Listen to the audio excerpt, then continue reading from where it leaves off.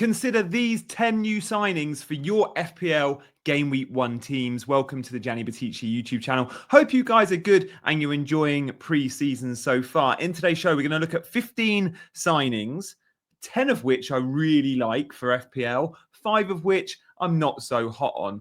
Without further ado, let's get cracking with some of the signings that surely are going to be worth your consideration for your Game Week 1 teams. Now, we're going to start with a couple of defenders I really like. Number 1, Rayan Ait-Nouri. More attacking returns than any other defender last season in FPL. And he played for Wolves. He's at a massive disadvantage here, playing for a team that doesn't score many goals, that isn't always high up the pitch. And Ait-Nouri's numbers were really impressive. Put him in a Man City team that always play in the opponent's half, where he'll get so many more opposition box touches. And Ait-Nouri's surely going to be FPL gold next season. Guys, I've got some heat maps to show you. You know I love a heat map, right? Ait-Nouri, I just don't know what price he's going to come in at. But regardless, he's going to be popular Game Week 1.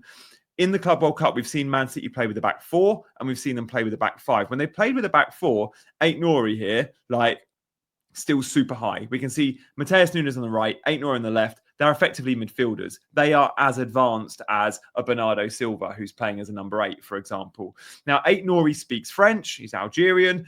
Jeremy Doku also speaks French. I think they've actually spoken about their connection down the left-hand side, and Doku was a bright spark. Now, Ait-Nouri and Doku could be an axis that we see quite a lot going into the new season. I have no doubt Ait-Nouri is going to be first choice under Pep. Of course, there's going to be rotation because it's Pep, and there'll be times you see Guardiola playing left back, but Guardiola's a centre back. We know that. Ideally, Guardiola, probably his best role, is playing here. Is playing in a back 3, right, as a left-sided centre-back. And we did see this in the Club World Cup as well. So slight different shape from Pep. He's tried a back 3 and he's gone Matheus Nunes be my width on the right, Ait-Nouri be my width down the left. And then you can play with it inside forwards, like a Ryan Cherki, for example, or a Phil Foden, because the width isn't coming from a winger in Doku, it's coming from Ait-Nouri. So this is really interesting because when he plays with wingers, Doku, Ait-Nouri's still in the team. I think he will be. When he plays without wingers and he plays with his inside forwards, as you'll see a lot from Pep, his wingers are the fullbacks. And there's 3 defenders, centre-backs on the pitch. The defensive responsibility here for an Ait-Nouri or a Nunes is non-existent. They are wingers. They are effectively wide forwards listed as defenders. Ait-Nouri and Matheus Nunes, both going to be super popular, but this was a signing I really like for FPL. I've got 9 others to show you that I really like, but if you want to hit that like and subscribe button nice and early, guys, I'd really appreciate it. I'm blessed that you're watching my preseason content already, and I've got so much planned as we go into Game Week 1, talking to some awesome FPL managers on this channel as well, some winners of the past. So by hitting the subscribe button, you will tell YouTube what you want to watch. Rather than it show you videos they want you to watch, you're controlling that algorithm. So thank you guys for your likes, your subscribes, and of course, I'll reply to every comment as I always do. So, Ait-Nouri. What about the Liverpool fullbacks? Because these are almost as exciting. I'm going to say Frimpong is just as exciting, if not more so. I'm going to say, for me, Kerkez perhaps less exciting. Now, look, both clearly very good signings for Liverpool, and both will come in and I think be first choice. Now, we know from Liverpool's data last season, they were top 2 defence in the league, right? They were a very, very good defence throughout the campaign. Add in new signings, they're going to be even better. Kerkez and Robertson might see some rotation. I expect Kerkez will be first choice. He's not signed to be on the bench. And Frimpong and Bradley might see some rotation. But again, Frimpong's not signed to be number 2 to Bradley. Bradley had his chances actually at the end of last season. And he didn't really show a huge amount. He's been good in a Liverpool shirt. Don't get me wrong. I really like Conor Bradley. But towards the end of the season, when Trent wasn't getting in the team, Bradley didn't really step up and go, I'm going to be first choice right back. And they went and bought Frimpong, and I completely understand why. My only concern with Frimpong is playing in a back 4. And with the defensive responsibility, how does Slot allow him to be the gung-ho fullback we know he is? And at Leverkusen, boy, were his numbers good. Now, this is why I was so excited about Frimpong signing, and there's a very good chance he's in my Game Week 1 team. I need to see what he looks like pre-season, but the numbers at Leverkusen, 190 games. Now, this is across all competitions, so there's Champions League games in here. Of course, Bundesliga, you might say, is easier, but Leverkusen aren't the best team in the Bundesliga. Liverpool are the best team in the Premier League. So I think we can take these numbers and expect similar in a Liverpool shirt. 30 goals, 44 assists. 74 goal contributions in 190. That's way better than 1 in every 3. That is awesome for a defender. Absolutely awesome. Now, it's not just the goals and assists. He is super high, super wide, and he's always been the attacking outlet down the right-hand side for the teams he's played in. My concern is, where does Salah fit in? Is Salah then going to be slightly more in field? And effectively, Frimpong is the wide forward. More touches in the opposition box and more goals than any other defender in Europe's top 5 leagues in the last 2 seasons. This boy is quality. Only Grimaldo had more goal involvements. Yeah, I'm a big, big fan. I want to see how he looks pre-season, but the fixtures are there for Liverpool. I prefer Frimpong to Kerkez. Kerkez's numbers were fine at Bournemouth, sure, but Frimpong will be the one that's given the license. And actually, because of Frimpong, I expect Kerkez to at times have to be a little bit more disciplined, because both fullbacks can't do it if you're playing a back 4, or maybe slot experiments with a back 5. Who knows? So look, we're going to get through him. We've done 3 defenders so far. Frimpong and Ait-Nouri, absolutely on my radar. Kerkez less so, but he's going to be super popular too. Let's stay at Liverpool and talk Florian Wirtz, shall we? Florian Wirtz, make no doubt about it, is one of the top footballers in the world. Like, absolutely. If I'm ranking my top 10 footballers in the world, this is hard because you should do it by position, I'm probably putting Wirtz in my top 10. And of course, you give more weight to attacking players, and number 10s always catch the eye. But if we're talking the best number 10s in the game, we're going to compare him in a minute to Cole Palmer. But let's also compare him to Musiala and Bellingham, right? Now, Bellingham played the most games last season, 52, Musiala 40, Wirtz 45.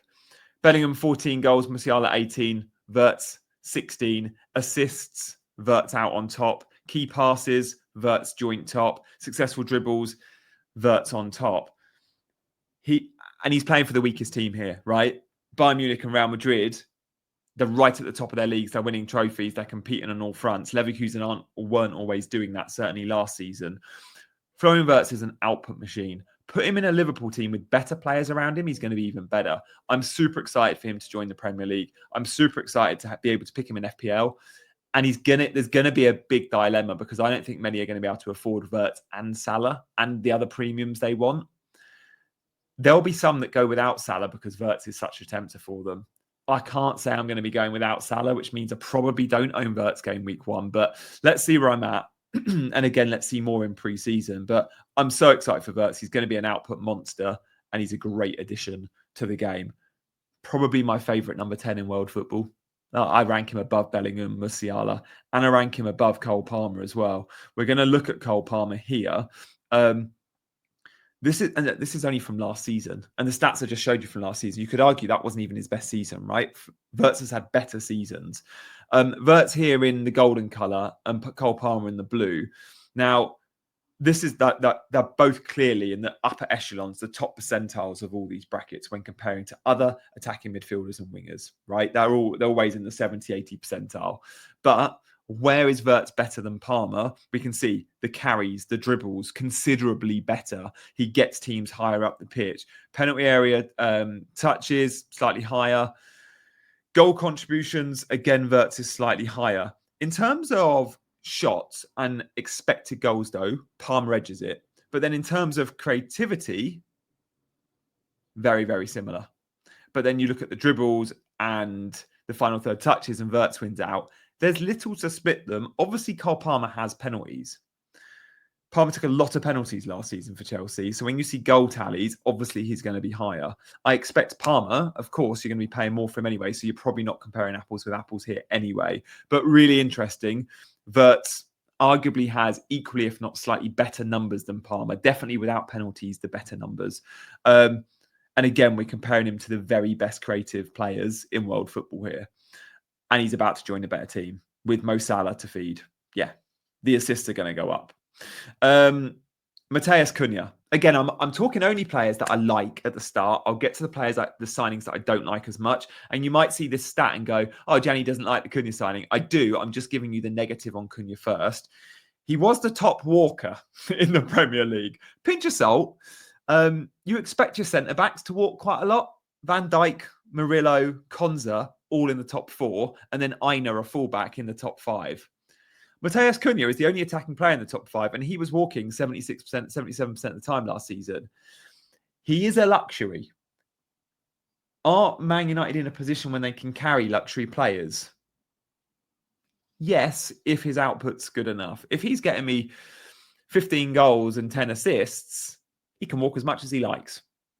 But if he's not, that's when it's a problem. And I just wonder, with the United mentality in the dressing room and some possible rotten eggs in there, although it looks like Amrim's getting rid of the rotten eggs. No comment on Rashford and Garnacho there, but clearly there's been some issues. Does Cunha disrupt things? Don't know. Watch this space. I'm not moving to him game week 1. He won't be under consideration for me because of Man United's fixtures. But his numbers last season were supreme, and we have to consider him. I've got no doubt he'll be in our teams at some point this season. 7 assists, 15 goals. Massively outperformed his XG, has to be said. But that's because he's a talented finisher and he scored worldies. 8.63 XG and 15 goals. Like, man, he overperformed. But he's got that potential. He's never really been an overperformer massively in years gone by. This was the first time he had done it in terms of seasons, but I've no doubt he's going to be great. This data, by the way, is from Fantasy Football Scout. Scout, by the way, pre-season, the perfect tool. Check out the members area if you haven't already. I've been a member for years. Elanga. We'll go from one Man United signing to one that Man United let go not that long ago. And boy, are they going to be looking at this going, damn, 50 million plus, right? I think there might be a small sell-on clause that United benefited from, but Newcastle United got themselves a player here that I think he's the second fastest player in the Premier League. He's going to be super cheap in FPL. He's an enabler, and his output's been really good in the last 2 seasons in terms of just assists. He beats. This is unbelievable. This is Premier League only, by the way. Elanga has more Premier League assists over the last 2 seasons than De Bruyne. Sure, there's been injuries there. Bruno's played most of the games, similar minutes to Elanga, probably, maybe even more. Palmer, same again, and Saka, who might have been injured a bit, but geez, he smashed them. That is unbelievable for a player that plays for Nottingham Forest. Again, a team that scores fewer goals. So, Elanga's been brilliant. Newcastle have seen enough in him. He is the perfect example, I think, of a player that will suit the Eddie Howe system. Eddie Howe likes to go back to front quite quickly. His teams are often quite deep. They love to counter and they love to use the pace. A front three of Elanga, Gordon and Isak is absolutely rapid. Elanga posted a video on his Instagram the other day. He clocked the 100-meter speed of like 10.8 in pre-season, just him chilling. Like, I'm like, wow. Elanga's a really good signing. Newcastle fixtures are rotten, but again, as a 5th midfielder, he's going to be worth consideration for so many, even with bad fixtures. Because if you can't get to an Isak or you don't want to spend the money on Gordon, Elanga's going to be front of mind for many. Now, Jacob Murphy had a stellar season. Harvey Barnes ended the campaign so well and can play on the right. Elanga's been signed for 50 million plus, guys. He's going to be starting football matches. Unfortunate on Murphy. And then Gordon and Barnes will continue to compete on the left-hand side. So Elanga, I really like. We've got to talk about Adingra. Adingra, by the way, I can't believe Brighton have let him go. I'm a bit surprised by this. We'll talk about Adingra in a second. But just to let you know, I will be responding to all your comments in this video, guys. So I appreciate the love. Thank you for liking. Thank you for subscribing. And if you've got questions, just let me know below. Adingra, I've marked down as someone that, if the price is right and I see enough from him pre-season, game week 1 team, like possibly, like Sunderland have got good fixtures. He'll be on my bench as my 8th attacker. I'm excited by this signing for Sunderland fans. I don't expect Sunderland to stay up, really. The 3 newly promoted teams are rightly favourites to go back down. But the money Sunderland are spending, they've got an absolute chance. You don't see that many teams come up and spend that sort of money on quality. Sunderland have been doing that, 100 million plus already in the transfer market. Like, look back at some of the teams that have come up in recent years and what they've spent. Luton a couple of years ago, a couple of 10 million signings, meh. Players like Adingra can be real difference makers. Now here, comparison, of course, on this scout report to other forwards, things like goals per 90, he's way down in. A lot of these creative stats, a lot of the work off the ball, the tackles, the interceptions, the ball recoveries, all really high. He's a progressive carrier. He's creative. His XA is really high. His goal contributions per 90 is decent. Adingra is going to be good. He didn't get many starts at Brighton, not really for his talent. He can play either side. Obviously, Minter exists, and Minter's first choice on the right-hand side, and Matoma's been first choice on the left. He probably wanted the move because he wants to be playing first-team football now, and he's at the age where he feels like he's ready. He doesn't want to be a squad man. He'll catch the eye next year at Sunderland. I've got no doubt. He's a good finisher, Adingra. Every time I've watched him for Brighton, and I've seen him play like League Cup games and stuff like that, where he stepped into it as like, now this is my game. I'm starting, probably going to get 90 minutes, and I'm one of the bigger names in the 11 because they've rotated. He's a quality player, Adingra. Really, really like him. Another player, this is a player Mehdi won't know much about. I must admit, I don't watch La Liga. I watch Spanish teams in Champions League, and Villarreal aren't one of those teams. So I know very little about Tino Barry, which is why I've been looking at some of the stats. This is a proper out-and-out, old-school number 9, who's, by the way, very physical, very strong. Now, I love signings when the club and the manager and the tactics really suit the player they're signing. You should say, Gianni, every manager should be buying per their tactics. I don't think they all do. I think if you look at Man United's recruitment over the last 5 years, they've just bought names that they like, right? Not necessarily names that work for the style or the system. Maybe they're doing that slightly more now. Tino Barry is David Moyes, right? He is the David Moyes type striker. David Moyes wants a number 9 that can goal hang. He wants a number 9 that's going to be a physical presence in the box. He wants a number 9 that's strong enough to run the channels because his teams are often quite deep, so still dangerous on the counter. Now, Beto is a good profile for Moyes, which is why Beto's been his man, right? Over, say, Calvert-Lewin. But Barry's probably got more quality than Beto, and he gives them an alternative. Now, I don't know if Barry starts game week 1. Beto hasn't done a huge amount wrong. Let's see how he looks pre-season. But they're spending money here. And Barry, when we look at this chart, which is really interesting from StatsHead, this takes the primary box proximity together with the shot happiness, and it puts them together to go, who are the players that are taking shots in the right areas between the posts effectively? Who are the goal hangers? Now, top of the chart in the top right, if you can't see, is Erling Haaland. I'm not surprised there. Now, it's called the Osman test because over the years, Osman's been brilliant at it. A lot of goals with his head. He's waiting in the box for crosses. He's feeding off scraps, and he's clinical with it. Haaland and Osman are right in the top right corner, but Barry is still ahead of the vast majority of other forwards being compared. The vast majority of forwards there in that bottom left-hand chunk. Barry is in the top right. We can see him in red there. Most forwards are too busy running channels or linking play, right? Think of players like Joao Pedro or Harry Kane. They're getting on the ball and they're being more involved. Players like Erling Haaland and Osman and Barry, they aren't really that interested in that. Yes, they'll hold the ball up when it's hoofed to them and they'll run the channels when they need to, but they're there for tap-ins, they're goal hangers, and they are the clinical finishers. And the guys in the top right of this chart, often, these examples here show us, likes of Osman and Haaland, they're the ones that get the really big numbers. Now, Barry has that profile, and that's what Moyes is looking for. Some managers don't want that profile. I'm sure every manager wants an Osman and Haaland, but some managers want a profile that's got things a little bit different. Barry's going to be useful, and Everton are very good fixtures to start the season. Honestly, I'm considering like an Everton attacker for game week 1. Whether it's Barry or not, I'm considering them. Again, preseason's going to tell us so much. So we're getting closer to the guys that I dislike. I've liked all these signings so far, and I include Cunha and Barry in that. The Chelsea forwards I still like. They're in the like category. And I said I got 10 to like. Well, these are 2 of them. Joao Pedro and Liam Delap. I just don't know who's going to be the first choice. And I think it's only going to be one of them. I don't think we're going to see them playing together much. I don't think we're going to see Jackson on the left much, although he can play there. I don't think we're going to see Joao Pedro on the left much. I don't think we're going to see Joao Pedro much in the 10. Of course, Gittins exists, and I should just give a quick nod to Gittins on the left-hand side. It's a wait and see at the moment. He looks like he's going to be Chelsea's first choice. Pedro Neto right, Gittins left. You could see Pedro Neto left and Palmer playing off the right. Let's see. Joao Pedro and Delap I like. If I'm going to pick one for game week 1, if you were pushing me, it'd be Joao Pedro. I think he's going to get more minutes. The 50 million signing that scored 2 worldies in a Club World Cup semi-final. I'm excited about Delap.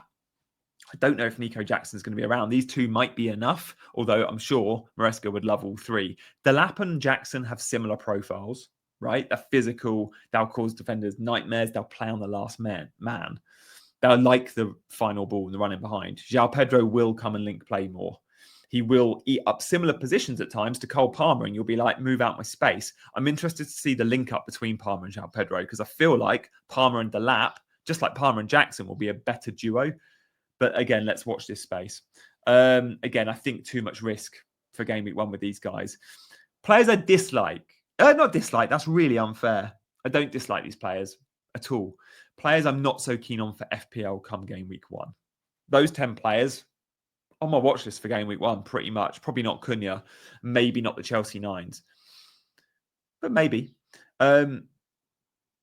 These two, Kudus and Gibbs-White, I just want to see how Spurs shape up. I think they're both brilliant signings for Spurs. I'm just not entirely sure on the system, the personnel. When I saw Thomas Frank was taken over at Spurs, I thought James Maddison, game week 1, could be a real nice punt. He's going to be his Damsgaard. But now I'm like, is Gibbs-White going to be his Damsgaard? Could Kulusevski be his Damsgaard? Could Kudus be his Damsgaard? Like, who knows? I've put together a couple of 11s. I've seen these on Twitter. A 4-3-3 shape could be something like a midfield 3 of Gray, Kulu and Bergwijn. You could put Maddison in there. And then you've got Kudus and Gibbs-White either side of Solanke with a back 4. That could work. We've seen, of course, Thomas Frank move a lot between a 4-3-3 and a 3-5-2. If it's a 3-5-2,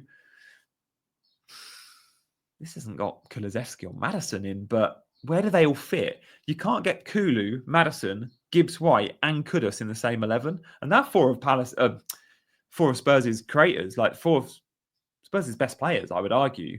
So I'm really interested to see how it shapes up and what positions he sees for Kudus. Is he a wide forward? Is he going to be an 8-10? Is Gibbs-White an 8-10, or is he off one of the flanks inverted, like an Eze? A 3-5-2 could shape up with someone like Brennan Johnson down the middle with Solanke. Again, or a Son down the middle with Solanke. Of course, this doesn't have a Son or a Maddison in, so got to consider these players. But yeah, strength and depth there for Spurs. But because I don't know where they're going to play, the jury's out in terms of FPL for those players. Someone like a Solanke, I know he's going to be the starting number 9, although if they sign Vissa, maybe not. So again, it's watch this space, I think, with those 2 Spurs new signings. Fair play, though, spending big money in the transfer market, aren't they? Like, super impressive. Kyle Walker, like, everyone's going to go on about Burnley's defensive data in the Championship. They conceded 16 goals last season. But some of those players have moved on, and it is the Championship. Scott Parker is a defence-first manager. Premier League's different ball game. And by the way, Kyle Walker ain't the Kyle Walker we saw at Spurs 10 years ago, where he's going to get loads of assists. He didn't really get them at Man City at the end. He didn't get them at AC Milan. Didn't get them for England. Like, we've seen him playing right centre-back a lot, haven't we? So, yeah, not for me, Kyle Walker.